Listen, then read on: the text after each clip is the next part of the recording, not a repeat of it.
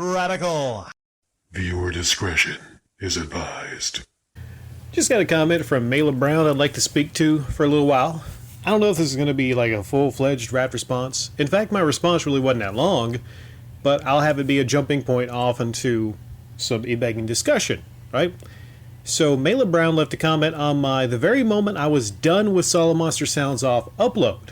So upload where I talked about how I used to enjoy listening to Solid Monster Sounds Off. He's a wrestling podcaster.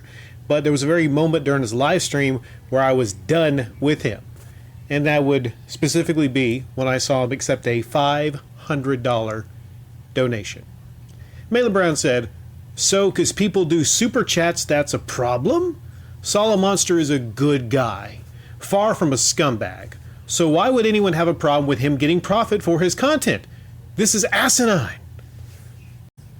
My response to Mayla is, and it's very sad because this kind of comment is more common than those from people going, "Rick, you got a point. The super chat, the donations, there's an issue here." But 9% of the time, it's people like Mayla Brown who first come to this channel. I guess I'll have to maybe enlighten you like I have so many others, Mayla Brown. My response to you was, it's actually the biggest problem currently on YouTube and several other places. This one guy named Camelot331, for instance, actually accepted several thousands of dollars to fix damage to a NASCAR that his audience bought for him. The greed is out of control with e-beggars taking in donations. No one is a good guy that accepts donations just to flap their gums about video games or wrestling. His channel is monetized, so that's where he should receive his profits.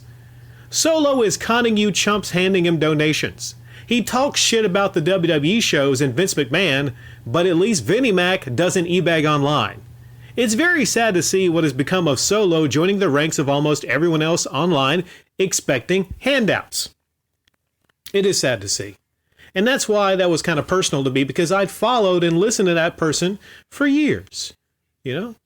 So to actually see what people like him have become now, to see the donation culture fully kind of take hold online several places, you know, YouTube specifically, I don't know what it is. I just see it as a bigger problem on YouTube. Maybe it's because I'm part of YouTube, you know, but the biggest problem, the reason why it's one of the biggest problems, if not the biggest problem on YouTube, is because there's not any real awareness going to it.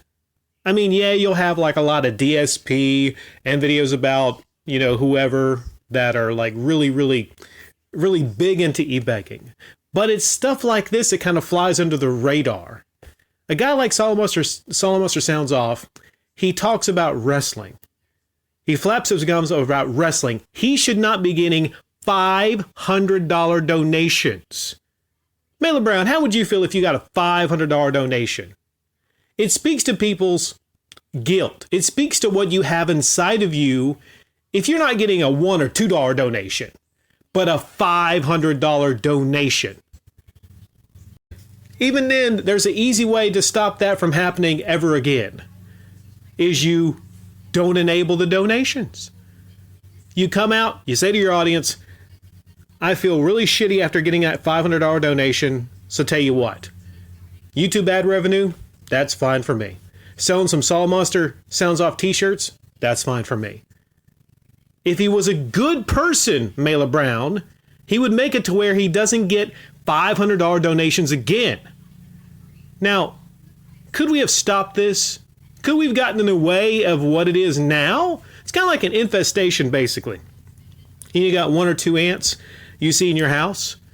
Go ahead and take care of the anthill outside before they're all over the place. Why it's such a big problem right now is because there weren't people like me years ago actually doing a deep dive into this shit. And we're now in this shit right now. It is a huge problem on YouTube. But a lot of people don't even see how big of a problem it is.